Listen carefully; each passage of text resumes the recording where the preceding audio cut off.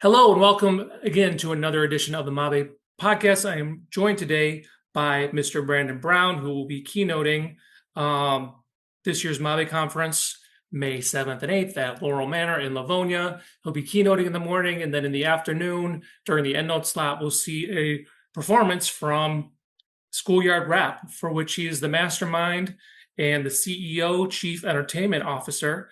So please welcome Brandon Brown. Hello, Brandon. Hi, Andrew. How are you?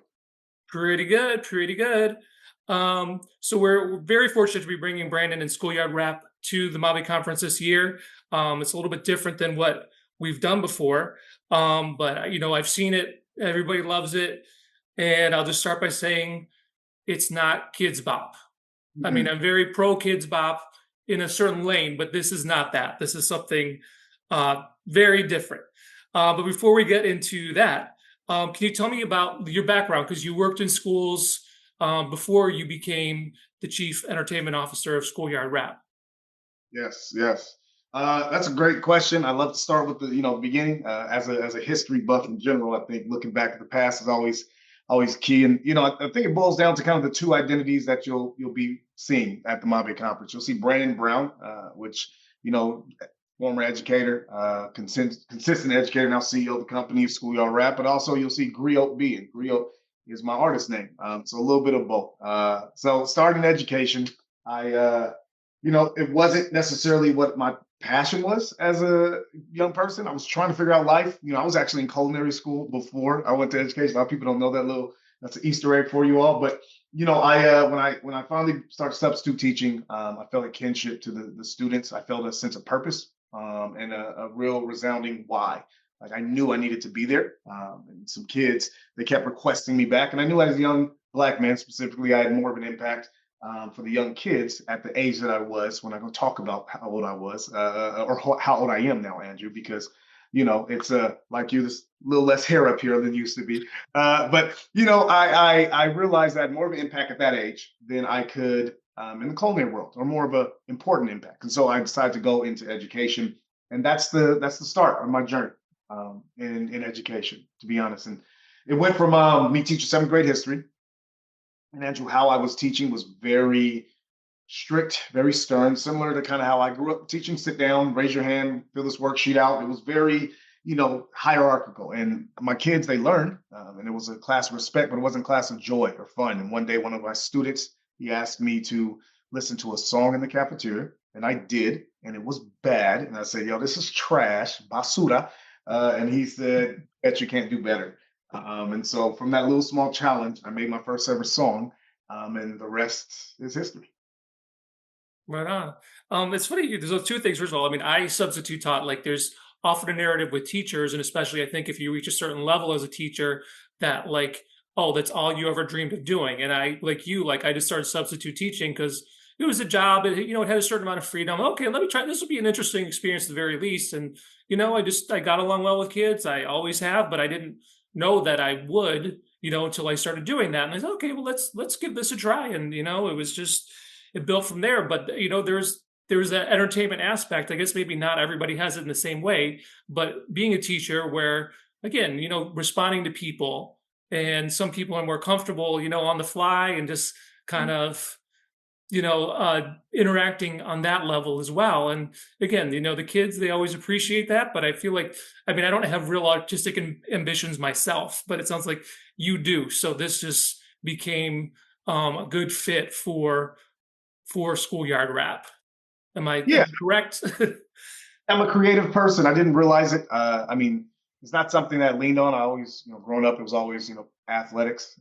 That's what it was all about, and really what I was steered to be because of, virtue of where I grew up and, what I look like typically. But I realized as an educator, and when I made that first song for the kids, that I had a creative mind. And more importantly, I got kicked out of class a lot, Andrew, when I was a kid. They called it ADD, but I was bored, and so teaching how I was taught wasn't really working. And so from that moment on, I started dressing up in costumes. Andrew, I started making other songs. We start doing theater in class. We start doing skits and doing art projects just so that the learning would stick. And I just went on a limb and kind of made my own curriculum while still following the path of the standards. And our test scores went up 13% from our year prior. So our CST standardized scores. So that was really a beautiful success story at that time.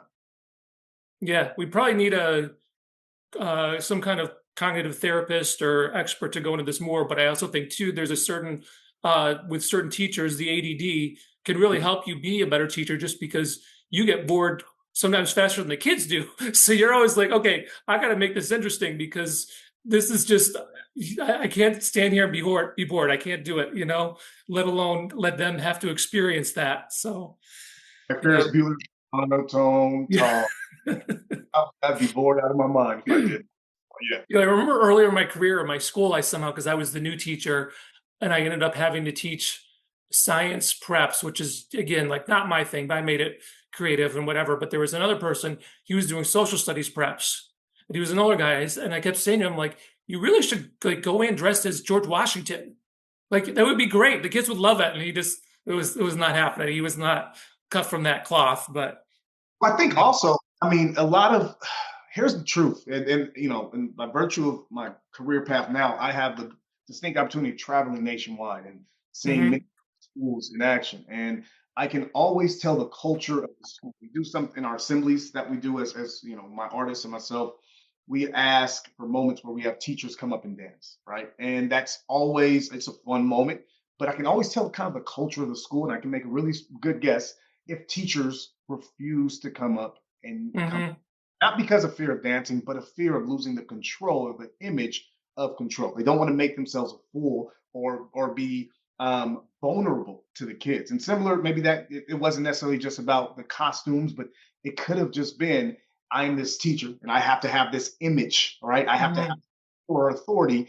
And if I do anything that makes me look weak or fun, then I'll no longer have that. And I think, shifting that mindset is very essential to building a classroom and a classroom and community of cooperation, right? Because yes, a teacher's the leader in the class, and leadership is important, and structure is important. But that doesn't mean they have to be this hierarchical, top-down. Everything is my way and no way.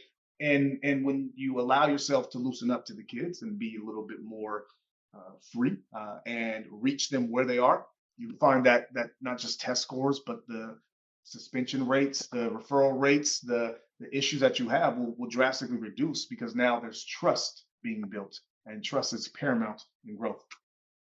Yeah, it's a totally different experience for the student. I'm in that situation, like I am not a good dancer. I do not like dancing, but if there are kids there and they are my students and there are students of my school, like I will always do it. And it's usually more fun because I'm terrible and I will just lean into it and whatever. It's not, I want them to have that experience. I want them to see me that way. It's not because I'm dying to do it myself, but that's how I see it. But so along those notes, what should people expect from a schoolyard rap performance? Joy. I mean, it's joy. I really pride ourselves by having a wow factor in the shows. We have kind of an algorithm we created to make sure each experience is something that fulfills different, not just modalities of learning, right? But just kind of whether it's a visual, or audio, or physical moment that at the end of it, everybody is filled with laughter and fun. I think on the other end, it's feeling fulfilled and educated, right? So you have the education through entertainment. You will feel completely entertained and happy. And the byproduct of that entertainment is the joy. The byproduct of education is feeling fulfilled. I mean, we will make sure that you learn something new. At the end of the time you spend with us, there'll be something new you learn, something exciting, and hopefully something that inspires you to either want to learn more or teach more. Yeah, because I've seen the performances, and you really do dig into a lot of these, a lot of historical figures, particularly within certain minority groups. And again, it's powerful. I mean, reading about them can be powerful, but it's definitely a different experience to hear the rap. And again, like your show is, if you don't mind me calling it a show, like it's the real thing. It's a lot of fun. You can get up and dance. It doesn't feel like something that's geared for kids. It feels like it's just there. It just exists independently of that. And yeah, I believe there are learners of all ages. I think you hit the nail on the head. It doesn't feel like it's for kids, though kids enjoy it. A lot of times people say, "What grade level?" When we do Mhm. our a lot of time ask, for the field trips, what grade levels do we send? I said, everybody, because Yeah. there's element from kindergarten to high school. Oftentimes they've never been taught any of this information in the first place. So it's Mhm. new, cool information to learn. But secondly, it's fun. And as you just said, adults, the audience, the chaperones, they always appreciate and come up to us afterwards because they say, I wish I had this as a kid, or fun because it's new and exciting for everybody. I mean, they probably forget that they have the kids there. Yeah. They're just feeling it, they're just into it. But yeah, I mean, I would say, they take into it what they can based on their age and experience. A kindergartner would love it, but not for the same reasons a 12th grader would.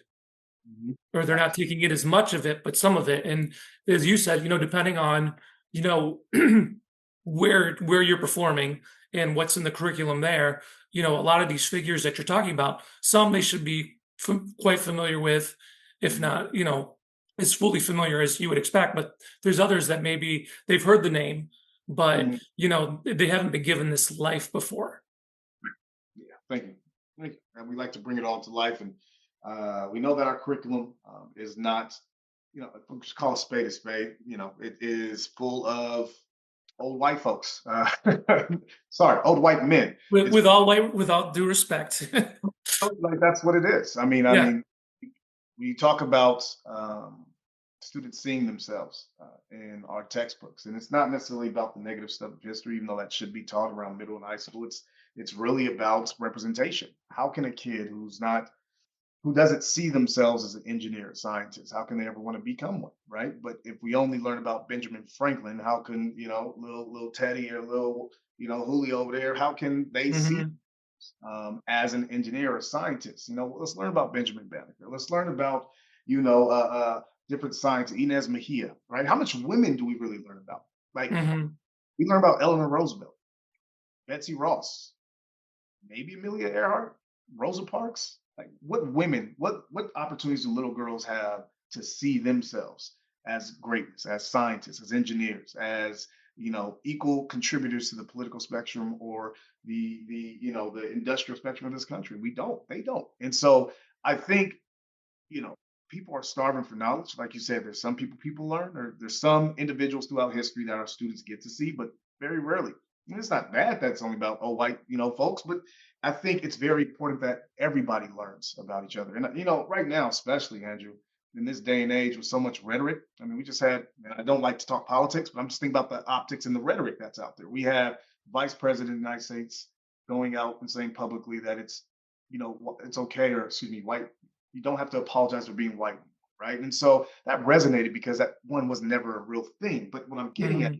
saying that we should apologize for only white folks being in history. But I think it's very clear that we be honest that that's what we see. And so it's important that if we are truthful and say that's all our kids get opportunity to see, let's provide them other narratives so that they can see more and different.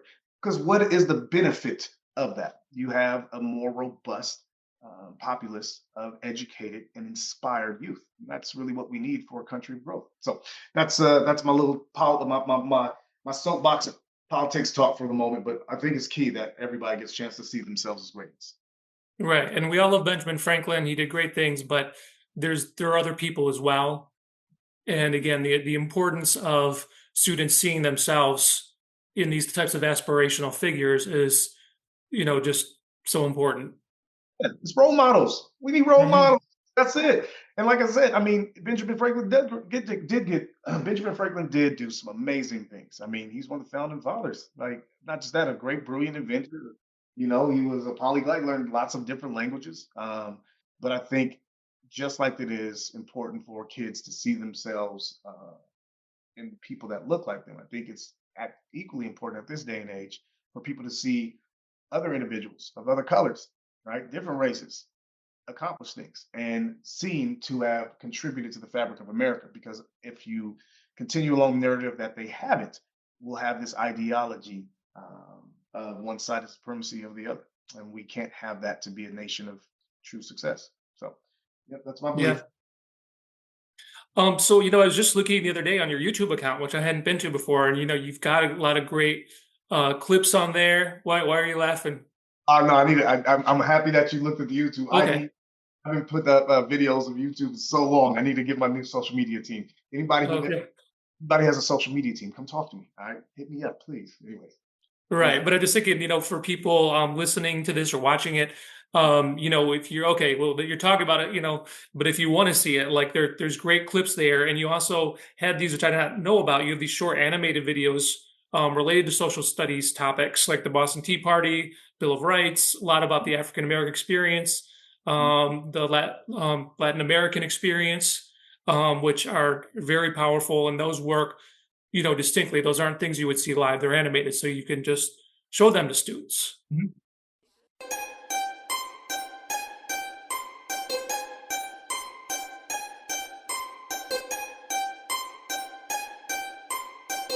What?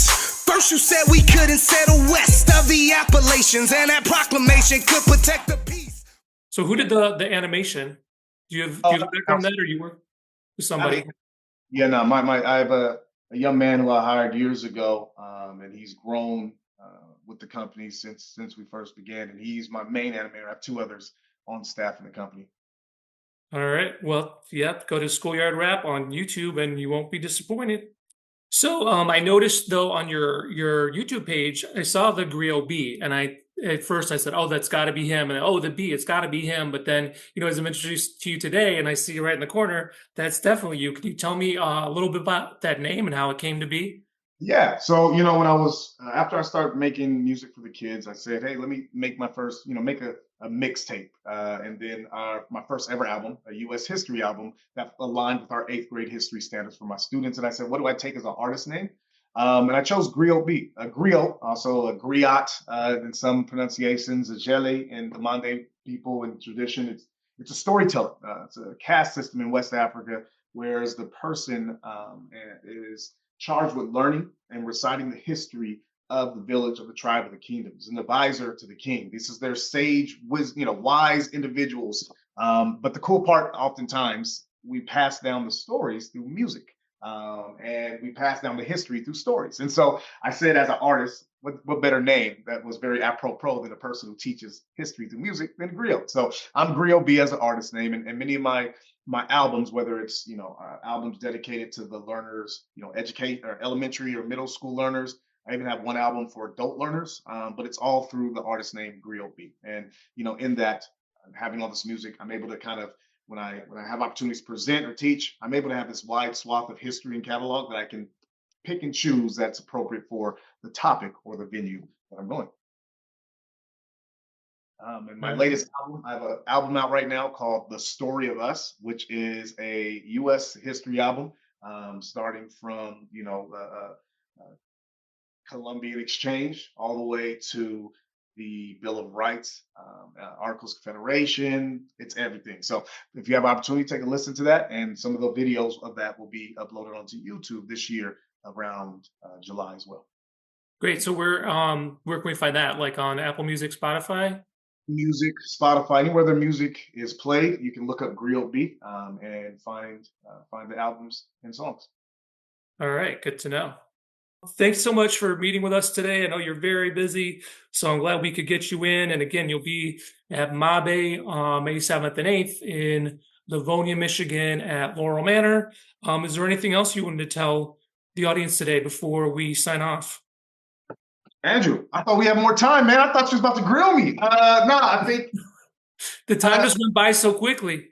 hey, man, that's what happens when you have good discourse. Yeah. I think what I love people to see is, I mean, the beautiful thing about what I do is when I get asked to become a keynote or bring a performance, if the district is heavily Hmong, we make sure we have content about Hmong individuals. If we have a huge Southeast Asian or Jewish community, we make sure we incorporate that. I think every show is bespoke to the audience. And at MABE, being out in Michigan, being out bilingual educators, we're going to put on a show that will resonate very much with you. And the keynote that I'll be presenting, the conversation will resonate with you and the audience. And I say that because it's important that you connect with the kids or the learners in this case to reach them where they are. And so I'm really excited for this opportunity. I'm very grateful for Jenna Webb for seeing me in New Orleans and saying hi. I want him for MABE. I'm grateful for the time and effort she put into it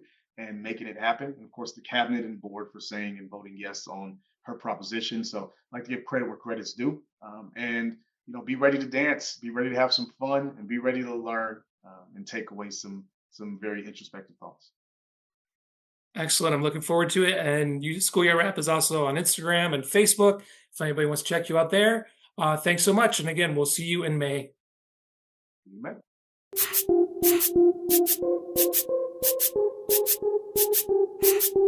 New colonies, exchange goods and the seas coming from overseas for those triple G's. Christopher Columbus, Dora without math, 1492 without boots and no backpack. Blame Marco Polo and the printing press. He sailed for triple G's in East Indies, but he went west. He found